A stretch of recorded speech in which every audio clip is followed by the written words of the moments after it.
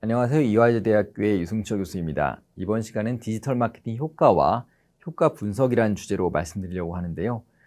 디지털 마케팅 여러 가지 효과가 있겠지만 크게는 학습 효과와 행동 효과로 나눠집니다. 이런 효과들이 어떤 차별점이 있는지 또 효과를 분석하는 방법이 무엇인지에 대해서 이야기를 나누도록 하겠습니다. 이번 시간에 여러분들이 배울 학습 목표를 한번 정리해 봤는데요. 디지털 마케팅의 주요 효과가 무엇인지 앞서 언급한 학습 효과와 행동 효과를 중심으로 말씀드리려고 하고요. 두 번째는 소비자를 찾아가는, 여러분이 목표하고 있는 소비자를 찾아가는 STP, 세그멘테이션, 타겟팅, 그리고 포지셔닝이라고 하는데요. 이 STP에 대해서 말씀드리려고 합니다.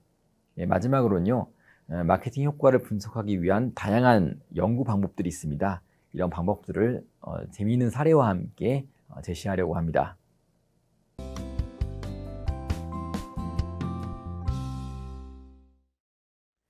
우선 아주 광고 마케팅에서 아주 유명한 격언이 있는데요. 내 광고비의 반이 낭비되었다. 근데 문제는 어느 쪽 반인지를 모르겠다라는 말이 있습니다. 존 워너메이커라는 유명한 리테일러죠. 아주 리테일 재벌인데 이분이 한 얘기인데요. 사실 이 격언이 지금도 동일하게 적용이 됩니다.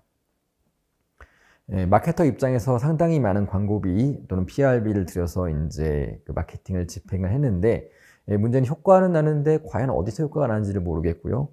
효과가 내가 투자한 돈만큼 그만큼 이루어졌는지를 사실 모른다는 것이죠. 그런 의미에서 이 격언이 현대에도 충분히 적용되고 있는 격언이라고 볼 수가 있겠는데요. 현대 마케팅에서 어떻게 광고 효과를 높일 수 있을지, 또 광고 효과를 높이는 방법이 무엇일지, 이런 것들에 대해서 고민할 필요가 있다는 좋은 시사점을 주고 있는 격언입니다. 그럼 디지털 마케팅 효과를 좀 살펴보려고 하는데요. 효과를 크게 나누면은 그 학습 효과와 행동 효과로 나눌 수가 있겠습니다. 이 두 가지를 한번 각자 설명을 드려보면요. 학습이라고 하면은 말 그대로 뭔가를 배우는 것이죠. 모르는 것을 알아가는 과정을 학습이라고 하는데요. 일단은 사람이 학습하려면 이제 구체적으로 봐야 되겠죠. 보거나 들어야 되는데, 그래서 제가 see, listen이라고 적었습니다. 보고 들은 다음에는 기억을 해야 되겠죠. 말 그대로 우리 기억 저장 시스템 안에 브랜드에 대해서 또는 마케팅한 어떤 아이템에 대해서 기억을 해야 될 것입니다. 그래서 메모리라고 썼습니다. 기억을 하는 거에서 그치면 안 되겠죠. 그 제품과 브랜드를 좋아하고 선호해야 되겠죠. 그래서 like라고 제가 이름을 붙여놨습니다. 이것들을 러닝 골이라고 볼 수가 있겠고요. 학습 목표라고 볼 수가 있겠습니다. 그 다음에는 퍼포먼스 골입니다. 퍼포먼스 골이라고 한 것은 일종의 성과 목표라고 볼 수가 있겠는데요. 일단은 어떤 행동을 하게 되고요. 그 다음엔 구매를 해야 되고 또는 추천을 해야 되고 이런 것들이 다 모두 성과 목표라고 볼 수가 있겠습니다. 앞서서 이야기한 학습 목표 그리고 성과 목표 이 두 가지가 사실 모두 중요한데요.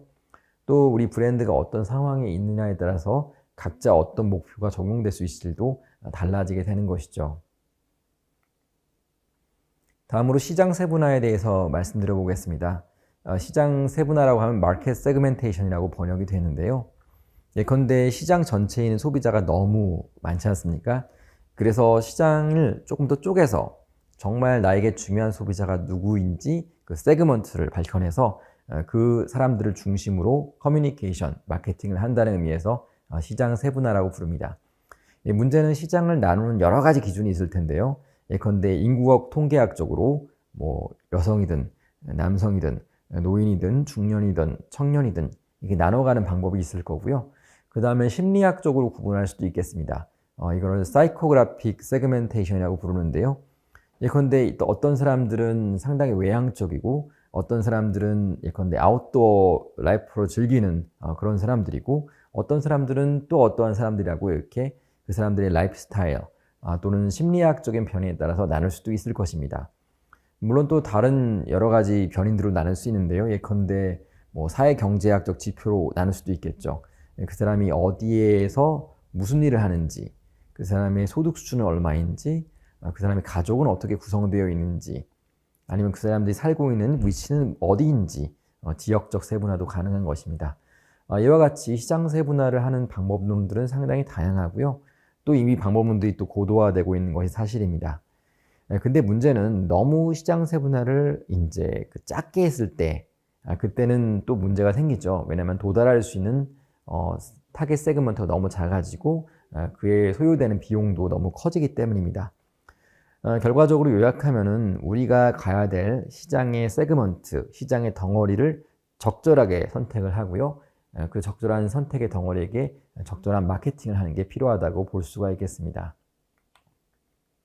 그 다음 행동에 따라서도 시장을 세분화할 수가 있겠습니다. 예컨대 특정 제품을 쓴다고 하더라도요.